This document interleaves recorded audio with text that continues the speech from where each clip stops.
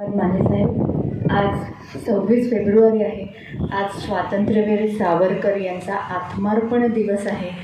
सावरकरांचं एक वाक्य असं आहे की देहाकडून देवाकडे जाताना आधी देश लागतो आणि त्या देशाचं आपण काहीतरी देणं लागतो.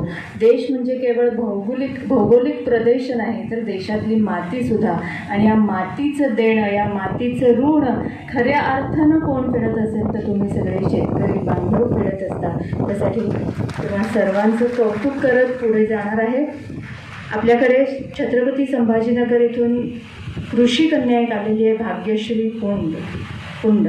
तिच्यावर SRT संस्कार अगदी लहानपणापासून झालेत, तर भविष्यातली ती शेतकरी आहे. गेल्या वर्षीसुद्धा तिने या कृषी मंचावर मनोगत व्यक्त केलं होतं. तिला मी विनंती करते की तिने बघा, फक्त SRT संस्कार नाही येथे, आणखीन मी संस्कृतीचा जो उल्लेख केला ती रुद्राक्ष संस्कृती, त्याचा अनुभवसुद्धा आत्ता तिच्या कृतीतून आपल्याला आला.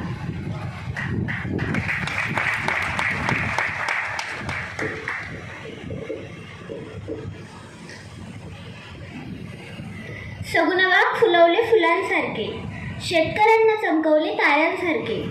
सगुणबाग फुलवले फुलांसारखे, शेतकऱ्यांना चमकवले ताऱ्यांसारखे, असे आपल्या सर्वांचे आदरणीय कृषीरत्न कृषीभूषण चंद्रशेखर दादा भडसावळे. सर्वांना माझा नमस्कार. माझे नाव भाग्यश्री रामचंद्र पुंड. आज 26 फेब्रुवारी स्वातंत्र्य सैनिक हरिकाका भडसावळे यांच्या जयंतीनिमित्त शेतकरी सन्मान सोहळा साजरा करण्यात येत आहे. SRT तंत्रातील बारकाव्यांचा अचूक अवलंबन करून सातत्यपूर्ण शून्य मशागतीद्वारे भूमातेचे स्वास्थ्य सुदृढ आणि सशक्त बनवण्याचा मार्ग SRTने दाखवला आहे. SRT म्हणजेच भूमातेवर होणारे नांगरणीचे अत्याचार न करता जमिनीची धूप थांबवून नैसर्गिक गांडूळ निर्मिती व सूक्ष्मजीवांच्या वाढीला चालना देऊन जमिनीचा सेंद्रिय कर्ब वाढवून शेतकऱ्याला आनंदी व आत्मविश्वासू करणारी पीक रचना म्हणजे SRT. पुनर्जीवित शेती ही शेती पद्धत आजच्या पारंपरिक व आधुनिक शेतीचा सुरेख संगम आहे. ही पद्धत मातीचे आरोग्य व पर्यावरणाचा समतोल राखत शेतकऱ्याचे उत्पन्न सुधारण्याच्या उद्देशाने काम करते.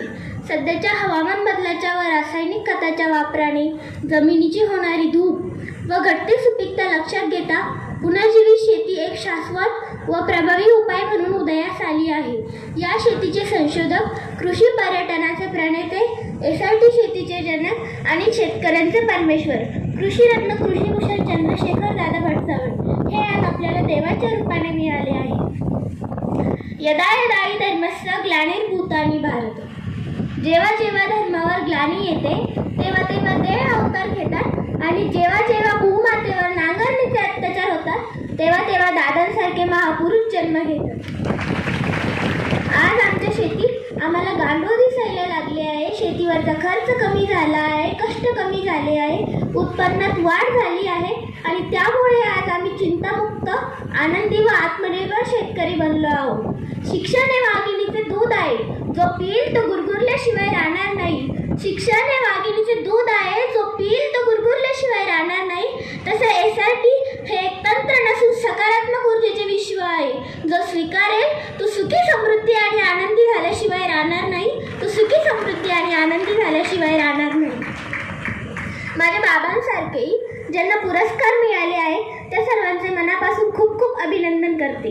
SRTचे गुणगान माती बलवान, पीक पैलवान आणि शेतकरी धनवान. धन्यवाद.